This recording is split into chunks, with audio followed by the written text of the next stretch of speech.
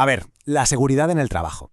Es algo en lo que, bueno, muchas veces ni pensamos, ¿verdad? Lo damos por hecho. Pero claro, detrás hay todo un engranaje, un sistema completo. Y hoy lo que vamos a hacer es precisamente eso. Vamos a desmontar esa maquinaria para entender bien cómo funciona aquí en España.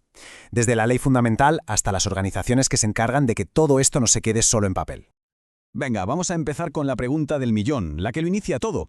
Si queremos que en el trabajo no pase nada malo, ¿quién es el responsable último? O sea, ¿sobre los hombros de quién recae la obligación de garantizar esa seguridad? Pues la respuesta nos lleva a un pilar, a una base súper sólida. Porque en España, y esto es clave, la seguridad en el trabajo no es algo opcional, no es un plus, es un derecho fundamental de cualquier persona trabajadora. Y ojo, que este derecho no sale de cualquier sitio, ¿eh? Su origen está nada más y nada menos que en la ley de leyes, en la norma suprema del país. Es la mismísima Constitución la que pone la primera piedra de todo este edificio de protección. Y aquí está el meollo de la cuestión.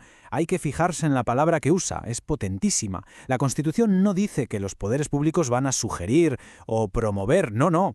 Dice que velarán. Eso es un mandato, una orden directa. Significa vigilar, proteger, garantizar sí o sí un entorno seguro. No hay escapatoria, es una obligación. Vale, perfecto. Tenemos un principio constitucional súper potente. Pero claro, esto es solo el punto de partida. ¿Cómo hacemos para que esa idea tan grande se convierta en reglas del día a día, en algo práctico? Pues para eso tenemos que subir un escalón. Y aquí es donde entra en juego Europa, y su papel es crucial. Y este esquema lo explica de maravilla. A ver, la Unión Europea quiere que las condiciones de trabajo sean parecidas en todos los países miembros, ¿no? Para eso, crea lo que se llama una directiva marco. Es como si nos dieran una plantilla, un modelo base. Y a partir de ahí, cada país, en este caso España, coge esa plantilla, la adapta a su realidad y crea su propia ley. Y de ahí nace la famosísima Ley 31/1995, la de prevención de riesgos laborales.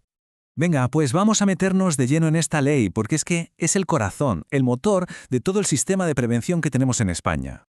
Si la abrimos y miramos dentro, la LPRL, que es como se la conoce, es básicamente un gran manual de instrucciones. Y su objetivo, que quede claro, no es arreglar las cosas cuando ya ha habido un accidente, no, es evitar los riesgos antes de que pase nada. Y lo fundamental es que pone las cartas sobre la mesa. Por un lado, las obligaciones del empresario, que tiene que proteger, y por otro, los derechos del trabajador, que tiene que ser protegido. Un equilibrio.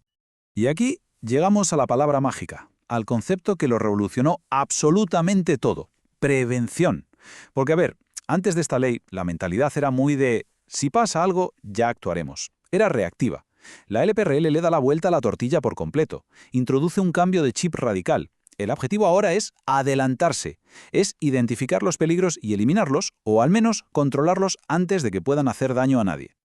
Vale, vamos a recapitular un momento. Tenemos el derecho en la Constitución y tenemos una ley que lo desarrolla. Genial. Pero una ley, por muy buena que sea, si se queda en un cajón, no sirve de nada. Necesita gente, organismos, una estructura que la ponga en marcha. Entonces la pregunta es, ¿quiénes son los que forman esa estructura?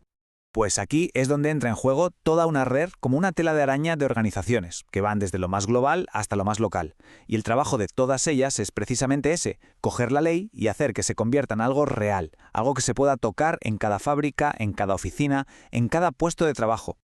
Y esta red, como decía, tiene varios niveles. Si miramos a escala mundial, a lo más grande, tenemos a la OIT, la Organización Internacional del Trabajo. Ellos marcan, las grandes directrices para todo el planeta. Luego, si bajamos un escalón a nuestro entorno más cercano, está la Agencia Europea para la Seguridad y la Salud en el Trabajo, que se encarga de que las cosas se hagan de una forma más o menos parecida y segura en toda la Unión Europea. Y lo de la OIT es súper interesante, porque su estructura es única. Pone en la misma mesa a gobiernos, a representantes de los empresarios y a los de los trabajadores. Y todos a debatir para llegar a acuerdos mundiales. Es alucinante. Y luego, la Agencia Europea, que por cierto la tenemos aquí, en Bilbao, funciona como el gran cerebro de la prevención en Europa. Recopila toda la información, las mejores ideas de cada país y las comparte para que todos mejoremos. Perfecto, pero toda esta influencia que viene de fuera, de la OIT, de Europa, tiene que aterrizar en algún sitio. Tiene que llegar al terreno. Entonces, ¿quién o quiénes se encargan de que estas políticas se apliquen aquí, en España, en el día a día? Pues ya en casa, a nivel nacional, tenemos principalmente a dos actores clave. Por un lado está la Comisión Nacional de Seguridad y Salud en el Trabajo. Pensemos en ella como el cerebro estratégico, el órgano que asesora al gobierno para diseñar las grandes políticas de prevención. Y por otro lado tenemos a la Fundación para la Prevención de Riesgos Laborales.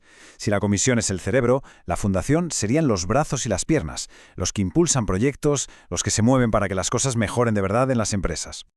Así que al final, si lo pensamos, todo se resume en esto.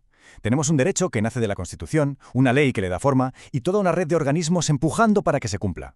Pero la pregunta definitiva, la que de verdad importa es, ¿todo este montaje, toda esta arquitectura que a menudo ni siquiera vemos, consigue de verdad que el día a día de una persona en su trabajo sea más seguro? Porque es ahí, en esa realidad cotidiana, donde se ve si el sistema funciona o no.